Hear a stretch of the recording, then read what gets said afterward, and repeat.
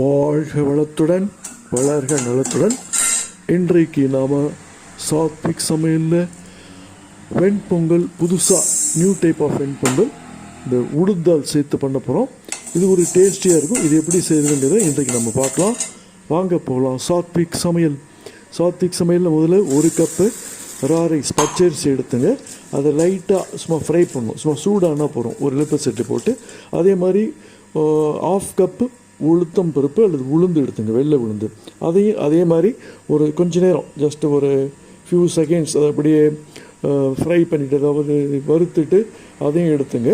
அதே மாதிரி அதுக்கப்புறம் கொஞ்சமாக இஞ்சி, ஒரே ஒரு பச்சை மிளகாய் போட்டு, அப்புறம் கொஞ்சமாக சால்ட்டு, இது எல்லாத்தையும் போட்டு நல்லா கலக்கிட்டுருங்க. ஒரு குக்கரில் போட்டு நல்லா கலக்கிட்டு அது அப்புறம் என்ன பண்ணுறீங்கன்னா ஏதாவது ஜார், அதாவது இந்த குக்கரை மூடிட்டு அதை அடுப்பில் வச்சு கொதிக்க வைங்க. ஜஸ்ட்டு 10 நிமிஷத்தில் ஒரு 8 விசில் வந்துடும்.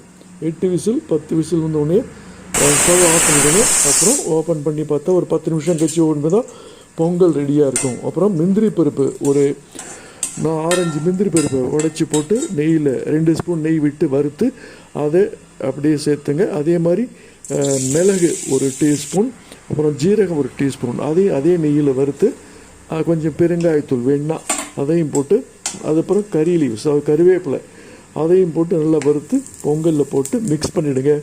ரெடி ஆகிடுத்து உங்களுக்கு டேஸ்டான சுவையான, அதாவது உளுத்தம்பருப்பு உளுந்து வெண்பொங்கல், உளுந்தில் செய்யப்பட்ட வெண்பொங்கல் இப்போ ரெடி ஆகிடுது. நல்லா சாப்பிட்டு பிரேக்ஃபாஸ்ட்டாக சாப்பிட்லாம், இல்லை நைட்டு டின்னருக்கு சேர்த்துக்கலாம். இதில் உளுந்து சேர்க்கப்பட்டதால் உங்கள் இப்போ உளுந்து வடை எண்ணெய் போட்டு சாப்பிட்றோம் இல்லையா, இதுக்கு எண்ணெய் இல்லாமல் கொலஸ்ட்ரால் பிரச்சனை இல்லாத உளுந்தினுடைய வைட்டமின் மட்டும் கிடைக்கும். நல்லா சாப்பிட்டு நல்லா உடம்பு நல்லா ஸ்ட்ராங்காக இருக்கும். இந்த மாதிரி உளுந்து பொங்கலும் அடிக்கடி செஞ்சு சாப்பிட்டா நல்லாயிருக்கும். இது ஒரு டேஸ்டியாக இருக்கும். இது ஒரு டிஃப்ரெண்ட்டாகவும் இருக்கும். எப்போ பார்த்தாலும் பயத்தம் பருப்பு போடுறதுக்கு பதிலாக டிஃப்ரெண்ட்டாக உளுந்து பருப்பு இப்போ செய்து பாருங்கள், சூப்பராக இருக்கும். நன்றி. மறக்காமல் ஷேர்